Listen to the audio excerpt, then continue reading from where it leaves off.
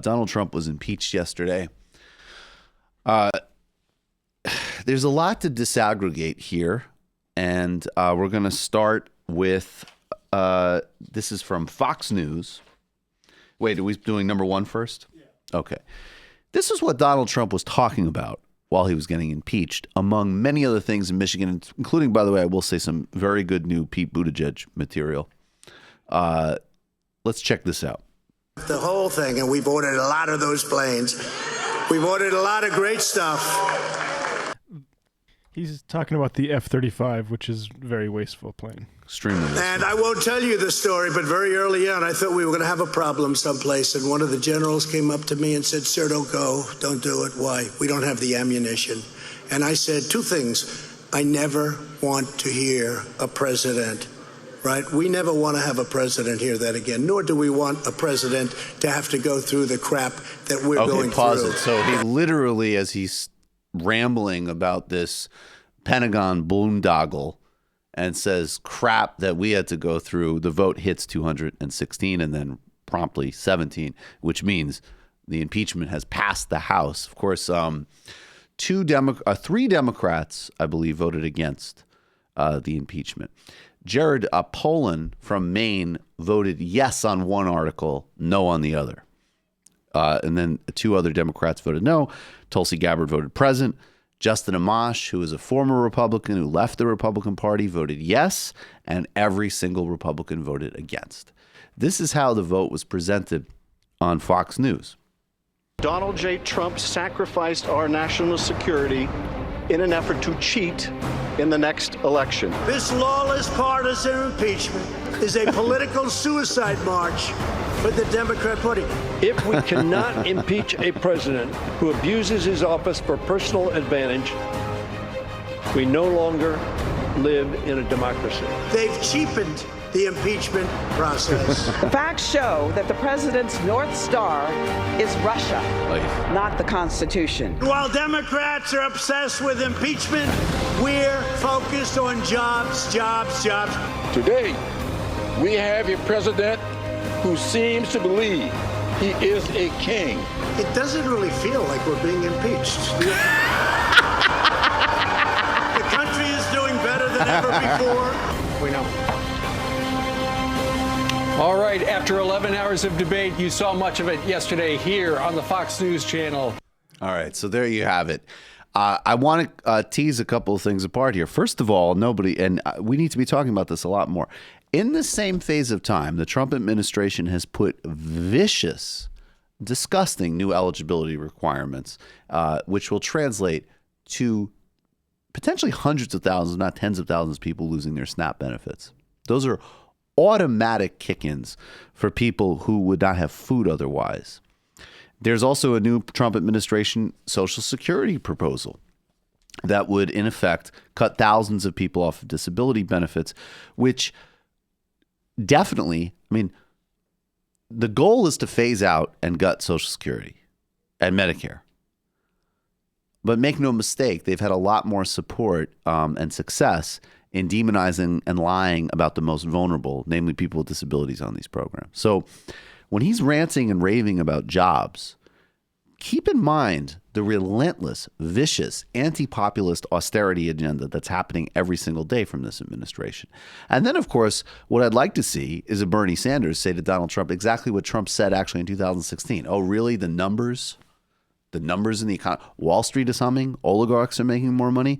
What about people who teach school for a living, driving an Uber to survive? Let's be real about those numbers. The crisis of this economy and our level of inequality gets worse and worse by the day, and the economic indicators do not tell that story. So on that note, I just kind of want to jump on it. Like, it's, to be honest, with those metrics, those economic metrics doing so well by traditional standards, Trump still, people are still supportive of this impeachment quite a bit, like half the country. Despite the economy doing as well as those metrics say it is. That's right. And his approval ratings, they've actually ticked up. There's some mixed polling. Support for impeachment, I believe, is up to 51, 52%. However, there's been some recent polls where Trump's personal approval rating is edged up. And a USA Today poll, which is an outlier, If you look at Real Clear Politics, almost every Real Clear Politics poll shows a head-to-head of Biden beating Trump, mostly Sanders beating Trump, and Warren and Buttigieg tied or losing to Trump. There was a USA Today poll that came out a couple days ago, and again, it's an outlier poll as far as I could see, where Trump led everybody, which I haven't seen before. So there are some concerning signals as well. And I'll just conclude that you cannot allow this process to crowd out a conversation on the obscene new Pentagon budget that was just passed, where this guy that Steny Hoyer is correctly accusing of dictatorial ambitions, they gave him a Space Force and a completely unaccountable Pentagon budget. And I'm not making this point to buy your logic them or to concern troll about the Democrats. You don't need to take the second step. That's right in your face. That is a profound and dangerous contradiction because you're right. This is a grotesque narcissist who poses a threat to the entire planet. And it is a performative contradiction to impeach him on a narrow thing, criminal wrongdoing, no question, but it's a narrow thing. And then turn around and give him a completely unaccountable Pentagon budget. AUMF not touched, Yemen not touched, war in Iran not touched, arms control not touched. I don't even want to read Joseph Cincirione's thread on the arms control element of this. It's a horrifying budget. There is, and of course, there is a reversal of his discrimination against transgender troops. This is not left-wing complaining. This is, you better get serious at some point or another about politics. You want to actually beat this guy, which in fact is an urgent emergency. And the other thing I would say is, I don't know what the right move is in terms of sending it to the Senate or not. I think that politically, by the time we get to an election, that this is a wash. I think it motivates people on both sides. I'm not sure how it plays out. And I primarily do look at it as a political exercise because it is a political exercise, not going to get removed from office. And it is an important, absolutely a notation that the executive branch engaging in criminal conduct is wrong. And of course, they should do that. This is not that complicated. I wish, and I would fast track literally thousands of other pieces of wrongdoing over this, including, by the way, inciting racism. What Congressman Al Green was talking about this a couple years ago, my understanding was limited because I had the misunderstanding that high crimes and misdemeanors meant like exceptional cases, not my present understanding, thanks to that testimony, that essentially it just meant crimes in high places of any kind, or maybe, frankly, just even damaging the country and being incompetent. And something like stoking racism would certainly fit the bill in my mind. But all that being said, I want people to be really realistic about this, how this might play out politically. I am not as sanguine as other people because I totally see a scenario where you get to the Senate. I don't think any Republican is, no Republican is going to vote to remove Donald Trump in the Senate. Some of them might pay a higher price than others. Susan Collins might pay a higher price. I think, honestly, by the time we get to the fall, people are not thinking about this. I am also extremely confident, borderline certain, that Joe Manchin and Kyrsten Sinema will vote against this. And I think Doug Jones is a possibility. I would not put him in a certainty.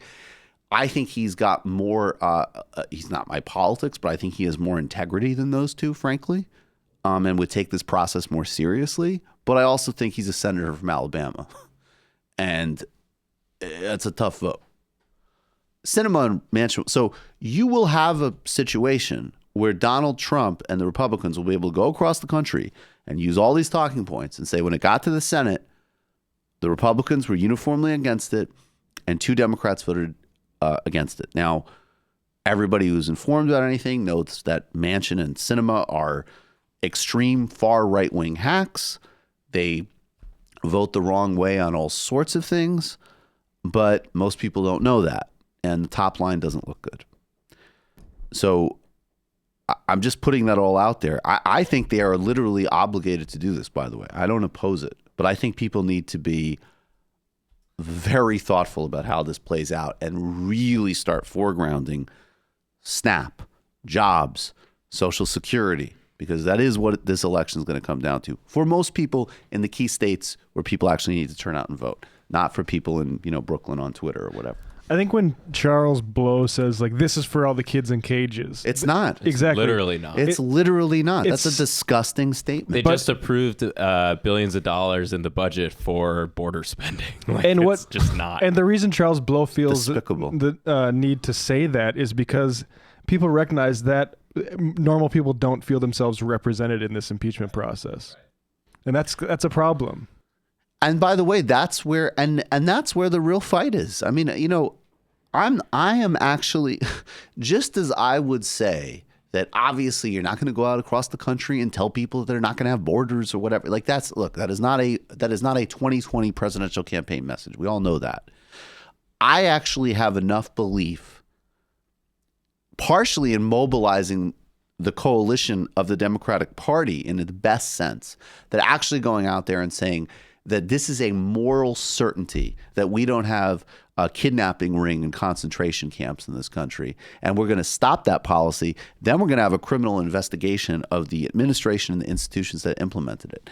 And you know what? Yes, they would be able to run with it on their side, give Fox News a ton of content, but it would also resonate with serious, well-meaning people who know that in a gut, visceral sense. Now, again, he clearly broke the law with this stuff.